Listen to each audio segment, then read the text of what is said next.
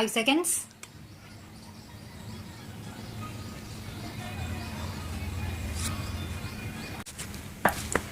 We all have gathered here for an important conference. It is important in the first instance because it is the first meeting of the State Ministers of Rural Development, Rural Housing and Panchayati Raj after my government took office in New Delhi. Hence, I must at the very outset both welcome you to this conference and thank you for giving me this opportunity to meet important representatives of the state government. But a greater reason that lends importance to this conference is its subject. Rural development, rural housing and Panchayati Raj constitute an interdependent set of concerns which are at the very heart of India's present and future national development.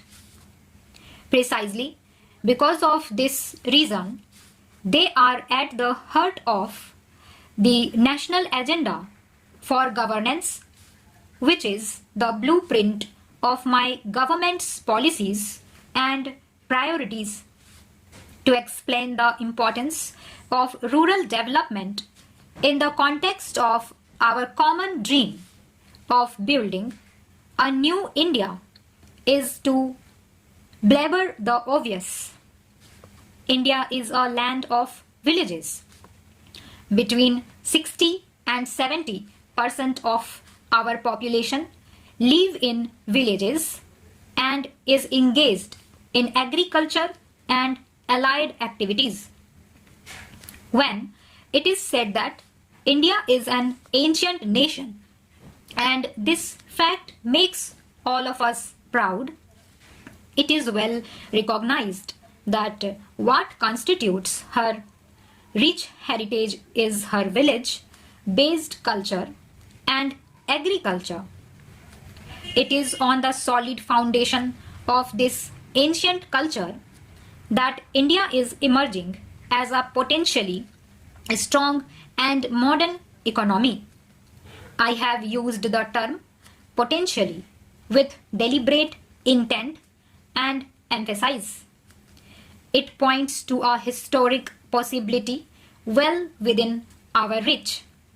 It also powerfully reminds us that the possibility of India becoming a strong economy and a strong nation depends crucially on the attention we pay to the all-round development of our villages and our agriculture. This is where the subject of today's conference assumes its paramount importance. I would even go as far as to say that both from a short-term and long-term point of view, ministries of rural development, rural housing and Panchayati Raj are the most important ministries in our union and state governments. I wish to underscore this core belief of mine because it goes against conventional wisdom and practice hitherto followed. Rural development is the engine of India's national development. For most parts of the post-independence history, rural development did not figure as a national priority in terms of either financial investments or administrative attention.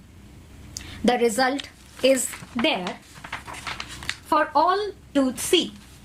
Our food production has failed to catch up with the growth of our population, making food security a critical dimension of our national security. Public investment in agriculture and irrigation is nearly stagnant. Of those living in areas, as many as 25 crore people live below the poverty line.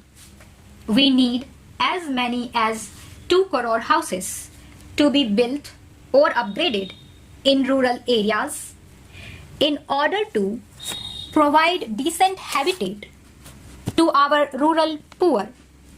A majority of the houseless or ill-housed people, villages belong to scheduled castes, scheduled tribes, and other backward classes, deprived of gainful and sustainable employment in the villages of their origin.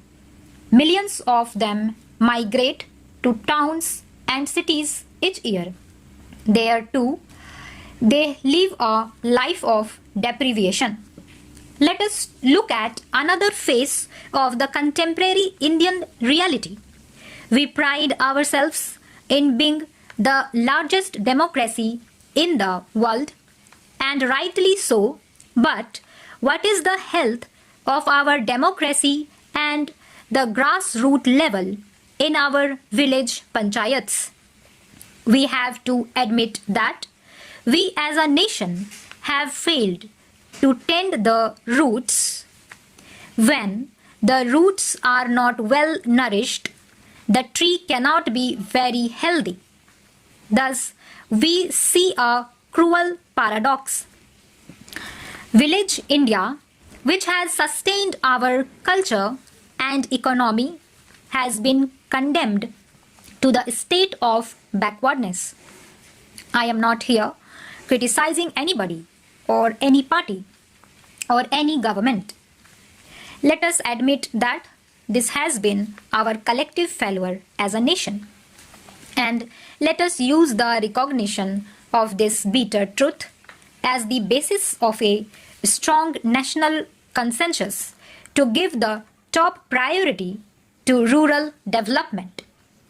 We have stated in the national agenda that we will give a human face to the national development efforts with poverty eradication as the ultimate goal and removal of unemployment as the means.